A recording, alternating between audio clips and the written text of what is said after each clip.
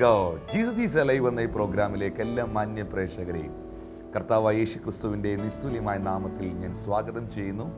പ്രിയപ്പെട്ടവരെ, നമുക്ക് വീണ്ടും ഒന്നിച്ച് ദൈവസന്നിധിയിലായിരിക്കുവാൻ, മാറ്റമില്ലാത്ത കർത്താവിൻ്റെ വചനത്തെ കേൾക്കുവാൻ പരിശുദ്ധാത്മാവ് ഒരുക്കിയ ഈ നല്ല അവസരത്തിനായി ഞാൻ ദൈവത്തെ സ്തുതിക്കുന്നു.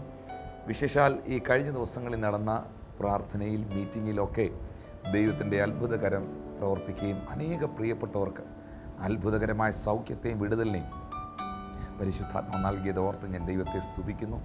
ഇന്ന് ഈ പ്രോഗ്രാം കാണുന്ന നിങ്ങളെയും നിങ്ങളുടെ കുടുംബത്തെയും യേശു കർത്താവ് സ്നേഹിക്കുന്നു.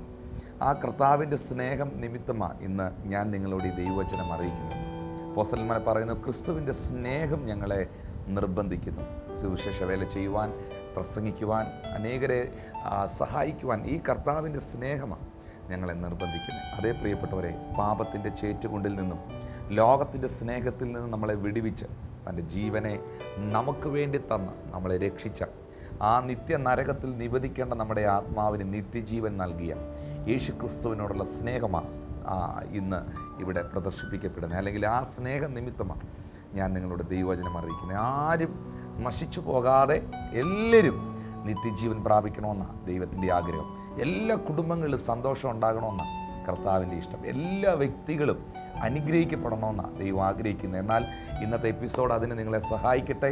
വലിയ കാര്യങ്ങൾ ഇന്നത്തെ ഈ അല്പസമയത്തെ സന്ദേശത്തിലൂടെ, പ്രാർത്ഥനയിലൂടെ നിങ്ങളിൽ ദൈവശക്തിയായി വെളിപ്പെട്ട് വരട്ടെ എന്ന് ഞാൻ പ്രാർത്ഥിക്കുന്നു. തുടർന്ന് വളരെ പ്രാർത്ഥനയോടെ, പ്രതീക്ഷയോടെ ദൈവത്തിൻ്റെ വചനം നമുക്ക് കേൾക്കാം. അതിനായി പരിശുദ്ധാത്മ നിങ്ങളെ സഹായിക്കും.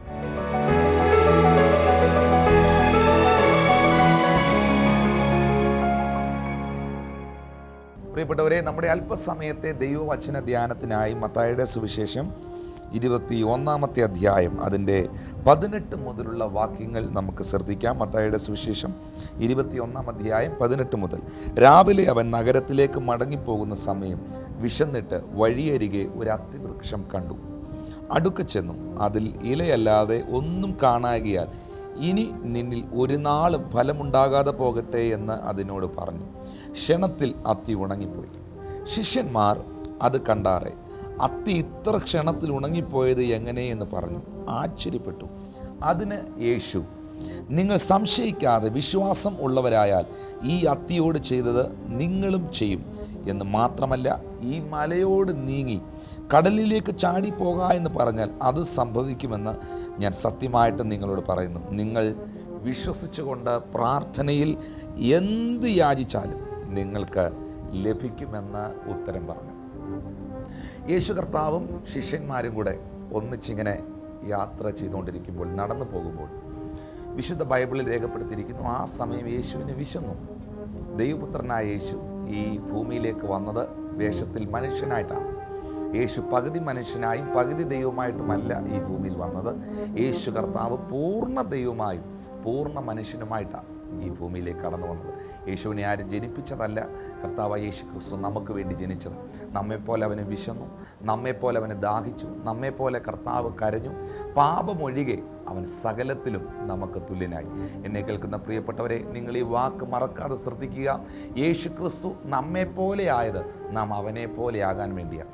യേശു നമ്മെപ്പോലെ ഈ ഭൂമിയിൽ വന്ന് ജനിച്ച്, ജീവിച്ച്, മരിച്ച്, അടക്കപ്പെട്ട് ഉയർത്തെഴുന്നേറ്റത് നാം അവനെ പോലെ ജീവിക്കുവാനും അവനോടൊപ്പം അടക്കപ്പെടുകയും ഉയർത്തെഴുന്നേൽക്കുകയും ചെയ്യുന്നതിന് നിഴലായ സ്നാനപ്പെട്ട് കർത്താവിൻ്റെ കൂടെ ജീവിച്ച് ക്രിസ്തുവിന് വേണ്ടി ഭൂമിയിൽ മരിച്ച് കർത്താവിൻ്റെ വരവെങ്കിൽ എടുക്കപ്പെടാൻ വേണ്ടിയ യേശു കർത്താവ് നമ്മളെ ഭൂമിയിലാക്കിയത്. അതെ, അവൻ നമ്മെ പോലെ ആയത് നാം അവനെ പോലെ ആകാൻ വേണ്ടിയാണ്. ഈ കർത്താവിന് വിശന്നു, യേശുവിന് വിശന്നു.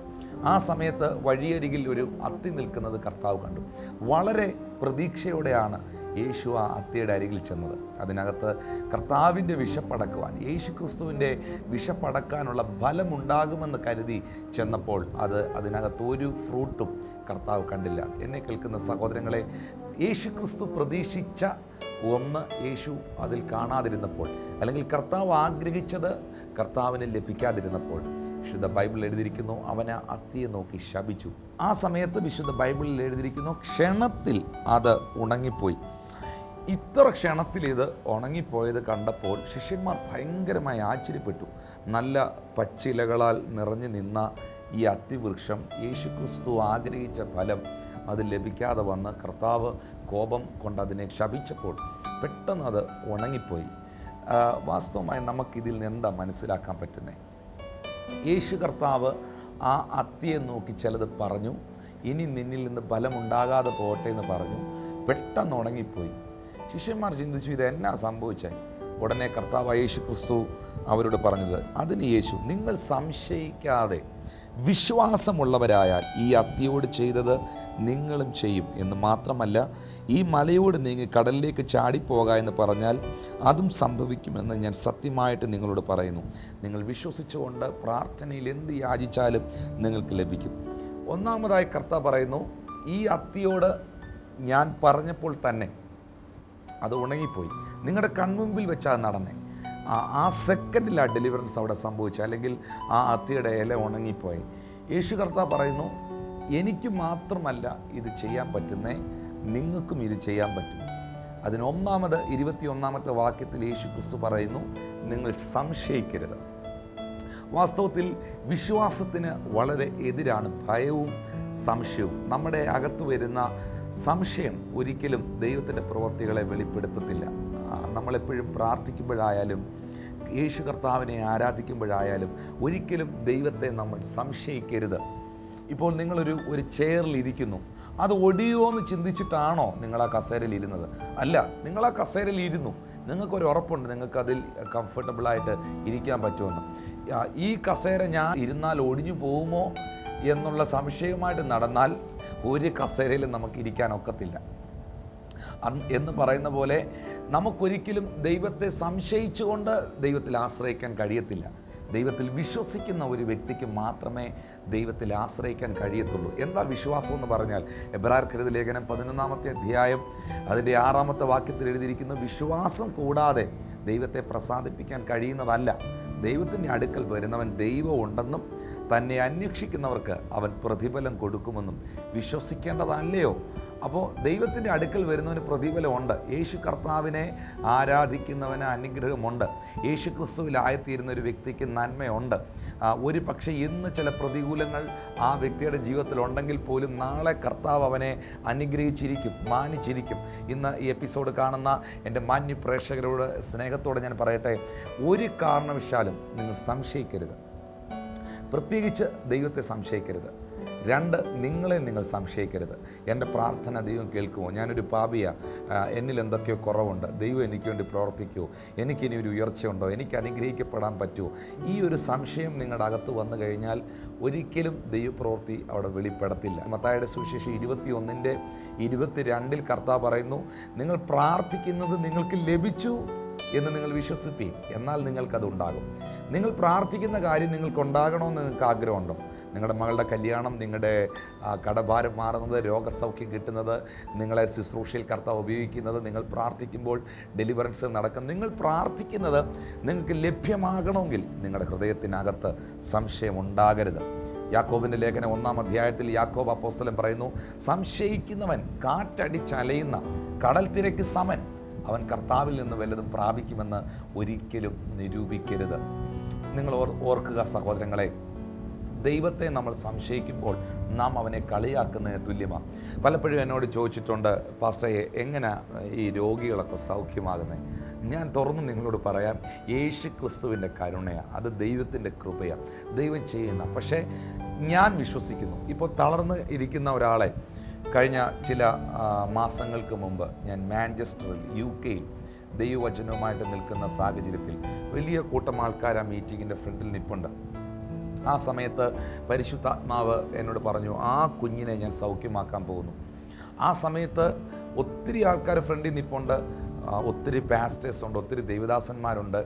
ദൈവത്തിൻ്റെ ആത്മാവ് എന്നെ ഒരു കുഞ്ഞിനെ കാണിച്ചിട്ട് പറഞ്ഞു, ആ കുഞ്ഞിനെ ഞാൻ സൗഖ്യമാക്കാൻ പോവാം. ഞാൻ ഉടനെ ആ കുഞ്ഞിനെ എടുത്തുകൊണ്ട് നിൽക്കുന്ന അമ്മയും കുഞ്ഞിനെയും അവരെ ഫ്രണ്ടിലേക്ക്, ആ ഫാമിലിയെ ഞാൻ ഫ്രണ്ടിലേക്ക് വിളിച്ച സമയത്ത് ഞാൻ ചോദിച്ചു, നിങ്ങളുടെ കുഞ്ഞിന് എന്തെങ്കിലും പ്രശ്നമുണ്ടോ? ഉടനെ ആ സഹോദരി കരഞ്ഞ് നിലവിളിച്ചുകൊണ്ട് പറഞ്ഞു, എൻ്റെ കുഞ്ഞിനിപ്പോൾ 4 വയസ്സാകുന്നു, ഇതുവരെ എൻ്റെ കുഞ്ഞ് നടന്നിട്ടില്ല, എൻ്റെ കുഞ്ഞ് അരയ്ക്ക് താഴെ തളർന്ന് പോയിരിക്കുക, ജന്മന നടക്കാൻ കഴിയത്തില്ല. അപ്പോൾ ഇത്രയും ആൾക്കാർ അവിടെ നിൽക്കുന്നു, പുറകിൽ ഇത്രയും ദേവദാസന്മാർ നിൽക്കുന്നു. ആ സമയത്ത് ഈ കുഞ്ഞിനെ ഫ്രണ്ടിലോട്ട് വിളിച്ചു. എല്ലാ ആൾക്കാരുടെയും ശ്രദ്ധ അങ്ങോട്ടായി. പെട്ടെന്ന് പരിശുദ്ധാത്മാവ് എനിക്ക് ഒരു നിയോഗം നൽകി. എൻ്റെ അകത്ത് വിശ്വാസം കത്തിക്കയറാൻ തുടങ്ങി. ഞാൻ ആ സഹോദരിയോട് പറഞ്ഞു, ആ കുഞ്ഞിനെ എൻ്റെ കയ്യിൽ തരാൻ പറഞ്ഞു. ഇപ്പോഴും നിങ്ങൾ യൂട്യൂബിൽ ഇൻ്റർനെറ്റിൽ സെർച്ച് ചെയ്താൽ ആ സൗഖ്യങ്ങളൊക്കെ നിങ്ങൾക്ക് കാണാൻ കഴിയും.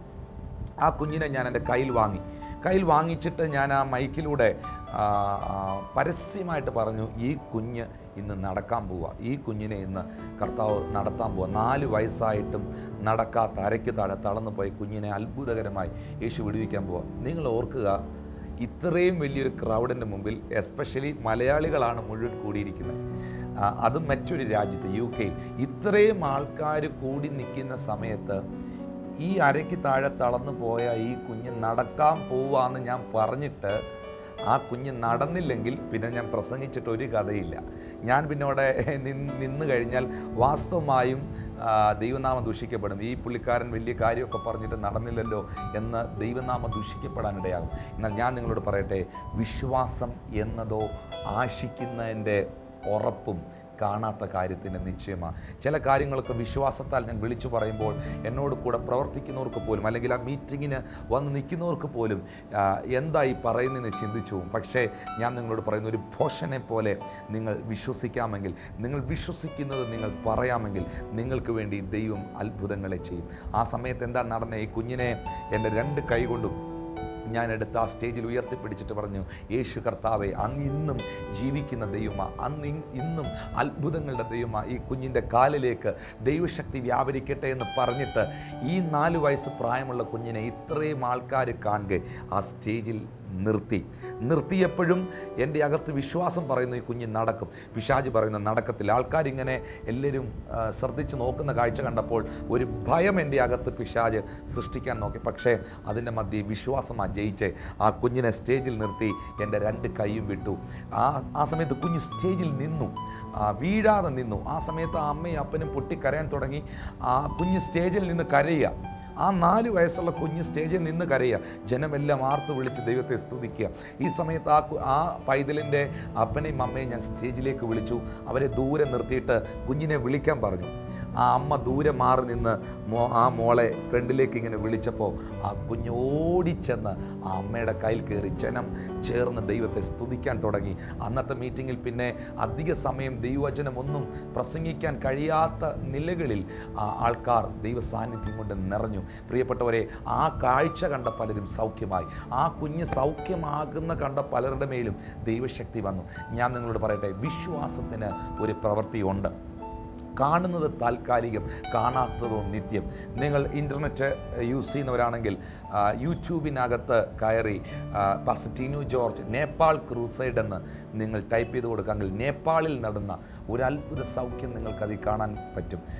Tinu George Nepal crusade. നേപ്പാളിൽ മീറ്റിങ്ങിലാണ് ഏറ്റവും കൂടുതൽ കർത്താവിൻ്റെ പ്രവൃത്തികൾ അവിടെ നടക്കാനിടയായി.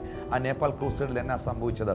കൈ വളഞ്ഞിരുന്ന, നേരെയല്ലാതെ തിരിഞ്ഞിരുന്ന ഒരു മകളെ പ്രാർത്ഥനാ സമയത്ത് ആ കൈ സ്ട്രെയിറ്റായി, വളഞ്ഞിരുന്ന അസ്ഥി നിവർന്നു. ഞാൻ നിങ്ങളോട് ചോദിക്കട്ടെ, ഇത്രയും ആൾക്കാർ, എസ്പെഷ്യലി നേപ്പാളിലുള്ളവരൊന്നും എല്ലാവരും ദൈവത്തെ അറിയുന്നവരോ വിശ്വാസമുള്ളവരൊന്നും അല്ല. ഇത്രയും ക്രൗഡിൻ്റെ നടുവിൽ ഈ സഹോദരിയെ വിളിച്ചിട്ട്, ഈ യൗവനക്കാരിയായ മകളെ വിളിച്ചിട്ട് നിൻ്റെ കൈ നേരെയാകാൻ പോവാ എന്ന് പറയണമെങ്കിൽ ഈ പറയുന്ന ആൾക്ക് ഒരു വിശ്വാസം വേണം. ഇല്ലെങ്കിൽ പറഞ്ഞാൽ അത് നടന്നില്ലെങ്കിൽ ദൈവനാമം ദൂഷിക്കപ്പെടും. എന്നെ കേൾക്കുന്ന സഹോദരങ്ങളെ, ഇവിടെ വിശുദ്ധ ബൈബിളിൽ വ്യക്തമായി രേഖപ്പെടുത്തിയിരിക്കുന്നു. യേശു കർത്താവ് പറയുന്നു, നിങ്ങളുടെ ഹൃദയത്തിനകത്ത് നിങ്ങൾ സംശയിക്കരുത്. ഇന്ന് നിങ്ങൾക്ക് എന്തെങ്കിലും ആവശ്യം നിങ്ങളുടെ മുമ്പിലുണ്ടോ? നിങ്ങൾ രോഗത്താൽ ഭാരപ്പെടുന്നോ? അല്ലെങ്കിൽ നിങ്ങളുടെ മക്കൾക്കൊരു നല്ല അഡ്മിഷന് വേണ്ടി ദൈവത്തിൻ്റെ ആത്മാവ് എൻ്റെ ഹൃദയത്തിനകത്ത് ഇങ്ങനെ പറയുന്നു, കുഞ്ഞുങ്ങളുടെ അഡ്മിഷൻ സംബന്ധമായ വിഷയത്തിന് വേണ്ടി പ്രാർത്ഥിക്കുന്ന ഒരു ഫാമിലിയെ ദൈവം എന്നെ കാണിക്കുന്നു. എന്നാൽ ആ കുഞ്ഞിന് അഡ്മിഷന് വേണ്ടുന്ന കൊടുക്കാനുള്ള പണം കയ്യിലില്ല. എന്നാൽ പണം ഉണ്ടെങ്കിൽ പോലും ആഗ്രഹിക്കുന്ന ആ മേഖലയിൽ അഡ്മിഷൻ കിട്ടുമെന്നുള്ള ഭാരത്തിലാണ് നിങ്ങൾ എന്നെ കേൾക്കുന്നത്. നിങ്ങൾ സംശയിക്കാതെന്ന് വിശ്വസിച്ചേ. നിങ്ങൾ ആ വിശ്വസിക്കുന്ന കാര്യം വാ തുറന്നൊന്ന് പറഞ്ഞ്, നിങ്ങൾ വിശ്വസിക്കുന്ന എന്താണോ അത് നിങ്ങൾ വാ തുറന്ന് പറയണം. അപ്പോൾ സംശയത്തിൻ്റെ കെട്ട് അവിടെ അഴിയും. ഞാൻ എപ്പോഴും ചെയ്യുന്ന അതാ. എന്തെങ്കിലും ഒരു കാര്യം ഞാൻ വിശ്വസിക്കുന്നെങ്കിൽ, എനിക്ക് നാളെ ഒരു ആവശ്യമുണ്ടെങ്കിൽ, അല്ലെങ്കിൽ എനിക്കൊരു ഒരു ഒരു സാമ്പത്തിക ആവശ്യം എൻ്റെ മുമ്പിലുണ്ടെങ്കിൽ, അല്ലെങ്കിൽ ഒരു സൗഖ്യത്തിൻ്റെ ആവശ്യമുണ്ടെങ്കിൽ, അല്ലെങ്കിൽ എന്തെങ്കിലും ഒരു കാര്യമുണ്ടെങ്കിൽ, ഞാൻ എന്താണോ വിശ്വസിക്കുന്നത് ഞാനത് വാഗൊണ്ട് പറയും. പിശാച് എൻ്റെ അകത്ത് തരുന്ന സംശയത്തെ ഞാൻ പറയത്തില്ല. പിശാച് എൻ്റെ അകത്ത് കൊണ്ടുവരാൻ ശ്രമിക്കുന്ന ഭയത്തെ ഞാൻ പറയത്തില്ല. കാരണം എൻ്റെ നാവിൻ്റെ അധികാരത്തിലാണ് ജീവനും മരണവും ഇരിക്കുന്നത്. ഞാൻ എന്താണോ പറയുന്നത് അതാ സർവശക്തനാകുന്ന ദൈവം ചെയ്യുന്നത്. നിങ്ങൾ ഓർക്കുക, നിങ്ങളുടെ മേലുള്ള അഭിഷേകം അല്ലെങ്കിൽ നിങ്ങളുടെ മേലുള്ള ദൈവശക്തി റിലീസാകുന്ന അവിടെയാണ്. ഇന്ന് ഈ എപ്പിസോഡ് കാണുന്ന ഏതെങ്കിലും ദൈവദാസന്മാരോ യൗവനക്കാരോ ആരെങ്കിലും കർത്താവിൻ്റെ ശുശ്രൂഷയിൽ പ്രയോജനപ്പെടാൻ ആഗ്രഹിക്കുന്നെങ്കിൽ നിങ്ങൾക്ക് ഞാൻ നല്ലൊരു ഉപദേശം തരുന്നു. നിങ്ങൾ പ്ലാറ്റ്ഫോമിൽ നിൽക്കുമ്പോൾ, നിങ്ങൾ മീറ്റിങ്ങിൽ നിൽക്കുമ്പോൾ, രോഗികൾക്ക് വേണ്ടി പ്രാർത്ഥിക്കുമ്പോൾ, അല്ലെങ്കിൽ ആരുടെ മേൽ കൈവെക്കുമ്പോൾ ഒരിക്കലും ഒരു സംശയം നിങ്ങളുടെ അകത്ത് വരരുത്. പിശാച് പറയും ഇത് നടക്കത്തില്ല, പിശാച് പറയും സൗഖ്യമാകത്തില്ല, പിശാച് പറയും അനുഗ്രഹം ഉണ്ടാകത്തില്ല. എന്നാൽ ഞാൻ നിങ്ങളോട് പറയുന്നു, യേശു ക്രിസ്തു മുഖാന്തരം നമുക്ക് പൂർണ്ണ ജയം തരുന്ന ദൈവത്തിൽ നിങ്ങൾ ഉറച്ചു വിശ്വസിക്കുക. നോക്കിയ പ്രിയപ്പെട്ടവരെ, നമ്മുടെ മേലുള്ള അഭിഷേകത്തിൻ്റെ ശത്രുവാണ് സംശയം. എന്നെ കേൾക്കുന്നവരെ, വളരെ പ്രധാനപ്പെട്ടൊരു കാര്യം ഞാൻ നിങ്ങളോട് പറയട്ടെ. പലപ്പോഴും പിശാചിന് നമ്മുടെ മേൽ പ്രവർത്തിക്കാൻ പറ്റാത്ത സാഹചര്യങ്ങളുണ്ട്. കാരണം കൊലോസ്യർക്ക് എഴുതിയ ലേഖനത്തിൽ ബൈബിളിൽ വ്യക്തമായിട്ട് എഴുതിയിട്ടുണ്ട്, പിശാചിനെ സർവശക്തനാകുന്ന ദൈവം ആയുധവർഗം വെപ്പിച്ചു, അവനെ പരസ്യ കാഴ്ചയാക്കി. നോക്കുക, ഇപ്പോൾ പിശാചിൻ്റെ കയ്യിൽ ആയുധമില്ല. പിന്നെ എങ്ങനെ അവൻ പ്രവർത്തിക്കുന്നത്? കൊരിന്ത്യർക്ക് എഴുതിയ ലേഖനത്തിൽ പൗലോസ് അപ്പോസ്തലൻ പറയുന്നു, അവയാൽ സങ്കല്പങ്ങളും ക്രിസ്തുവിൻ്റെ പരിജ്ഞാനത്തിന് വിരോധമായി ഉയരുന്ന വിചാരങ്ങളെയും ഉയർച്ചകളെയും ഇടിച്ച് ഏത് വിചാരത്തെയും ക്രിസ്തുവിനോടുള്ള അനുസരണത്തിനായി പിടിച്ചടക്കുക. നമ്മുടെ അകത്ത് നമ്മൾ തനിയെ ക്രിയേറ്റ് ചെയ്യുന്ന സങ്കല്പങ്ങൾ, വിചാരങ്ങൾ, നന്നാവോ, അനുഗ്രഹിക്കപ്പെടുവോ, സൗഖ്യമാകുമോ, അയ്യോ എനിക്കെന്തെങ്കിലും സംഭവിച്ചാൽ എൻ്റെ മക്കൾക്ക് ഇനി ആരുണ്ട്, എനിക്ക് ഈ നല്ലൊരു വീട് കെട്ടാൻ പറ്റുമോ, അല്ലെങ്കിൽ എനിക്ക് ശുശ്രൂഷ ചെയ്യാൻ പറ്റുമോ, എനിക്ക് എത്ര ആയുസ് കാണും, എനിക്കെന്തെങ്കിലും സംഭവിച്ചാൽ, ഇങ്ങനെയൊക്കെയുള്ള സംശയങ്ങൾ പിശാചി നിങ്ങളുടെ അകത്ത് ക്രിയേറ്റ് ചെയ്യും. സങ്കല്പങ്ങൾ, വിചാരങ്ങൾ. നിങ്ങൾ അതിനെ ഏറ്റെടുത്തുകൊണ്ട് അതിനെ ചിന്തിച്ചുകൊണ്ട് നടന്നാൽ വാസ്തവത്തിൽ നിങ്ങളായിട്ട് പിശാചിന് പിടിക്കാൻ കൊടുക്കുന്ന ഒരു ഹാൻഡിലാണ്. ഇത് ശ്രദ്ധിച്ച് കേൾക്കണം. ഞാനായിട്ടൊരു ഡോറ് പിശാചിന് തുറന്നു കൊടുക്കാതെ ഒരിക്കലും അവനെൻ്റെ അടുത്ത് വരാൻ കഴിയത്തില്ല. ഞാനായിട്ട് പിശാചിന് പിടിക്കാൻ ഒരു ഹാൻഡിൽ കൊടുക്കാതെ അവന് പിടിക്കാനും കഴിയത്തില്ല. ദൈവത്തിനും അങ്ങനെ തന്നെയാണ്. യേശു ക്രിസ്തുവിന് എന്നിലേക്ക് വരാൻ കഴിയണമെങ്കിൽ എൻ്റെ ഹൃദയത്തിൻ്റെ വാതിൽ ഞാൻ തുറന്നു കൊടുക്കണം. ഞാൻ വാതിൽ തുറന്നു കൊടുത്താൽ മാത്രമേ യേശുവിന് എൻ്റെ അരികിൽ വരാൻ കഴിയൂ. ഞാൻ വിശ്വസിച്ചാൽ മാത്രമേ അവൻ എന്നിൽ പ്രവർത്തിക്കാൻ കഴിയൂ. ഇതുപോലെ തന്നെ പിശാചും, അവന് ഞാനായിട്ടൊരു വാതിൽ തുറന്നു കൊടുക്കാതെ എൻ്റെ അരികിൽ അവന് വരാൻ കഴിയില്ല. പിശാചിന് പലപ്പോഴും നമ്മൾ തുറന്നു കൊടുക്കുന്ന വാതിലാണ് സംശയം, സങ്കല്പങ്ങൾ, അഹങ്കാരം, ഇങ്ങനെ ജഡത്തിൻ്റെതായ ഫലങ്ങൾ, ജഡത്തിൽ നിന്ന് പുറപ്പെടുവിക്കുന്ന കാര്യങ്ങൾ പലപ്പോഴും പിശാചിനെ നമ്മൾ പിടിക്കാൻ കൊടുക്കുന്നൊരു ഹാൻഡിലാണ്. എന്നാൽ നിങ്ങൾ വിശ്വസിക്കുന്നത് നിങ്ങളുടെ നാവ് കൊണ്ട് പറയുക. ഇസ്രായേൽ മക്കളെ മുഴുവൻ ഫെലിസ്തീനായ ഗോലിയാത്ത് വെല്ലുവിളിക്കുന്ന സമയത്ത് ശൗലും ആൾക്കാരും എല്ലാം ഓടി ഒളിച്ചപ്പോൾ വിശുദ്ധ ബൈബിളിൽ നമുക്ക് നന്നായിട്ട് വായിക്കാൻ കഴിയുന്നു, മനസ്സിലാക്കാൻ കഴിയുന്നു. ദാവീദ് ഏലാ താഴ്വരയിലേക്ക് ഇറങ്ങിച്ചെന്നിട്ട് തൻ്റെ സഹോദരങ്ങളോട്, അവിടെ നിന്ന ആൾക്കാരോട് പറയുന്നു, യഹോവ ഈ ഫെലിസ്തീനെ ഇന്ന് എൻ്റെ കയ്യിൽ ഏൽപ്പിക്കും. നോക്കിയേ, ഇത്രയും ആൾക്കാർ പേടിച്ച് ഒളിച്ചു മാറിയിരിക്കുമ്പോൾ ദാവീദ് പറഞ്ഞ വാക്ക് നിങ്ങൾ കേട്ടോ, യഹോവ ഈ ഫെലിസ്തീനെ ഇന്ന് എൻ്റെ കയ്യിൽ ഏൽപ്പിക്കും. അത് പറഞ്ഞിട്ടാണ് ദാവീദ് മുമ്പോട്ട് ചെല്ലുന്നത്. അപ്പോൾ നിങ്ങൾ വിശ്വസിക്കുന്നത് ആദ്യം നിങ്ങളുടെ നാവ് കൊണ്ട് പറയണം, വാ തുറന്ന് പറയണം. ദൈവം അത് ചെയ്യാൻ പോവാന്ന് പറയണം. എൻ്റെ കുഞ്ഞുങ്ങളെ അനുഗ്രഹിക്കാൻ പോവാന്ന് പറയണം. എൻ്റെ ബിസിനസ്സിനെ മാനിക്കാൻ പോവാന്ന് പറയണം. ശാപവാക്കുകൾ നിങ്ങളുടെ നാവ് കൊണ്ട് ഒരു കാരണവശാലും പറയില്ല. നിങ്ങളുടെ ഭവനത്തിനകത്ത് സമാധാനം ഉണ്ടാകണമെങ്കിൽ, നിങ്ങളുടെ കുഞ്ഞുങ്ങൾ അനുഗ്രഹിക്കപ്പെടണമെങ്കിൽ പോസിറ്റീവായിട്ട് നിങ്ങൾ തിങ്ക് ചെയ്യാൻ തുടങ്ങണം. തകരുമോ, പരാജയപ്പെടുമോ, അങ്ങോട്ട് പോയാൽ എന്തായിത്തീരും, ഇങ്ങനെയൊക്കെയുള്ള സംശയങ്ങളെയും ഭയങ്ങളെയും നിങ്ങൾ റബ്യൂക്ക് ചെയ്യുക. അതിനെ നിങ്ങൾ ഫലസിച്ച് പുറത്താക്കുക. വിശ്വാസം നിങ്ങളുടെ അകത്ത് നിറയ്ക്കുക. എന്നിട്ട് വിശുദ്ധ ബൈബിളിൽ കർത്താവ് പറയുന്നു, സംശയിക്കാതെ നിങ്ങൾ പറയണമെന്ന് പറഞ്ഞേ. വിശ്വാസമുള്ളവരായാൽ ഈ അത്തിയോട് ചെയ്ത് നിങ്ങൾ ചെയ്യും എന്ന് മാത്രമല്ല, ഈ മലയോട് നീങ്ങി കടലിലേക്ക് ചാടിപ്പോക എന്ന് പറഞ്ഞാൽ അത് സംഭവിക്കും. പറഞ്ഞാൽ അത് സംഭവിക്കും. വാക്ക് മറക്കല്ല്. പറഞ്ഞാൽ അത് സംഭവിക്കും. നിങ്ങൾ എന്താണോ പറയുന്നത് അതാണ് ദൈവം നിങ്ങൾക്കായി ചെയ്യുന്നത്. ഇന്ന് നിങ്ങൾ രോഗിയാണോ? നിങ്ങളുടെ രോഗമുള്ള ഭാഗത്തേക്ക് കൈവച്ചിട്ട് ഉറച്ചു വിശ്വസിച്ചുകൊണ്ട് യേശുവിനോട് പറ, കർത്താവേ, ഇപ്പോൾ നീ എനിക്ക് തന്ന സൗഖ്യത്തിനായി സ്തോത്രം. യേശുവിൻ്റെ നാമത്തിൽ ആ ട്യൂമർ മാറിയതിന് നന്ദി. മാറ്റണേ കർത്താവേ, മാറ്റുമാറാകണമേ കർത്താവെ, എങ്ങനെയെങ്കിലും അനുഗ്രഹിക്കണേ സ്വർഗത്തിലെ ദൈവമേ. അങ്ങനെയല്ല മാറ്റുമാറാകണമേ. ഒരു യാചന മനോഭാവത്തോടെ ഇരുന്ന് അവിശ്വാസം പറയല്ല വേണ്ടത്. പുത്രനെങ്കിലോ അവകാശിയ, ആ അവകാശത്തിൽ നിന്നുകൊണ്ട് കൽപ്പിക്കാൻ തയ്യാറായാൽ നിശ്ചയമായിട്ടും നിങ്ങളുടെ മുമ്പിൽ ചെങ്കടൽ മാറ്റപ്പെടും. ചെങ്കടലിൻ്റെ മുമ്പിൽ നിന്ന് മോശ കരയുമല്ല, ചെങ്കടലിൻ്റെ മുമ്പിൽ നിന്ന് മോശ ഇനി എന്തോ ചെയ്യണം ചിന്തിക്കുകയല്ല, മോശയെ വടി നീട്ടുക എന്ന് പറഞ്ഞ് ചെങ്കടലിനെ നോക്കി കൽപ്പിച്ചപ്പോൾ ചെങ്കടൽ വിഭാഗിക്കപ്പെട്ടു. അഭിഷേകമുള്ള പുരോഹിതന്മാർ, പെട്ടകം ചുമക്കുന്ന പുരോഹിതന്മാർ യോർദാനിൽ ചവിട്ടിയപ്പോൾ യോർദാൻ രണ്ടായി വിഭാഗിക്കപ്പെട്ടു. അതെ, നിങ്ങളുടെ മേലുള്ള അധികാരത്തെ, നിങ്ങളുടെ മേലുള്ള അഭിഷേകത്തെ നിങ്ങൾ ഉപയോഗിക്കണം. നിങ്ങളുടെ നാവ് കൊണ്ട് അത് പറയാൻ തുടങ്ങണം. നിങ്ങളുടെ മക്കളെ അരികിൽ പിടിച്ചു നിർത്തി അവരുടെ മേൽ കൈവച്ചിട്ട് പറയണം, എൻ്റെ കുഞ്ഞുങ്ങൾ യേശുവിൻ്റെ നാമത്തിൽ അനുഗ്രഹിക്കപ്പെടും. നിങ്ങളുടെ ഭവനത്തിൻ്റെ ആ കട്ടളക്കാൽമേൽ നിങ്ങൾ കൈവച്ചിട്ട് വെളിയിൽ നിന്നുകൊണ്ട് കൈവച്ചിട്ട് പറയണം, എൻ്റെ ഭവനം ദൈവത്താൽ അനുഗ്രഹിക്കപ്പെടും, എൻ്റെ വീട് ദൈവത്താൽ അനുഗ്രഹിക്കപ്പെടും, എൻ്റെ ദേശം ദൈവത്താൽ അനുഗ്രഹിക്കപ്പെടും, എന്നെ കർത്താവ് അനുഗ്രഹിക്കും. നിങ്ങൾ അങ്ങനെ പറയുമ്പോൾ തന്നെ കർത്താവിൻ്റെ പ്രവൃത്തി വെളിപ്പെടുന്ന നിങ്ങൾ കാണാൻ കഴിയും. കഴിഞ്ഞ 12 വർഷമായിട്ട് മുതൽ മുഴുവനും വൈദ്യന്മാർക്ക് കൊടുത്തിട്ടും ഒരു വൈദ്യന്മാർക്ക് സൗഖ്യമാക്കാൻ കഴിയാത്ത രക്തസ്രവക്കാരിയായ സ്ത്രീ എങ്ങനെയാണ് സൗഖ്യമായത്? അവൻ്റെ വസ്ത്രത്തിൻ്റെ തൊങ്കലിലെങ്കിലും തൊട്ടാൽ ഞാൻ സൗഖ്യമാകും എന്ന് പറഞ്ഞ് അവൾ അവനെ തൊട്ടു. അപ്പോൾ അവൻ്റെ വസ്ത്രത്തിൻ്റെ തൊങ്കലിൽ തൊട്ട് സൗഖ്യമായതല്ല, പറഞ്ഞ് സൗഖ്യമായതാണ്. അവൾ പറഞ്ഞിട്ടാ തൊട്ടത്. അവൻ്റെ വസ്ത്രത്തിൻ്റെ തൊങ്കലിലെങ്കിലും തൊട്ടാൽ ഞാൻ സൗഖ്യമാകുമെന്ന് അവൾ ആദ്യം പറഞ്ഞു, സ്വന്തമായിട്ട് പറഞ്ഞു, പിന്നെ അവൾ തൊട്ടത്. എന്നെ കേൾക്കുന്ന പ്രിയപ്പെട്ടവരെ, നിങ്ങൾ വിശ്വസിക്കുന്നത് നിങ്ങൾ പറയുക, നിങ്ങൾ പറയുന്നത് നിങ്ങൾ പ്രാവർത്തികമാക്കുക. ഒരുപക്ഷെ നിങ്ങൾക്കതിന് സ്വന്തമായിട്ട് കഴിയത്തില്ലെങ്കിലും നിങ്ങളുടെ വിശ്വാസത്തിന് അസാധ്യങ്ങളെ സാധ്യമാക്കാൻ കഴിയും.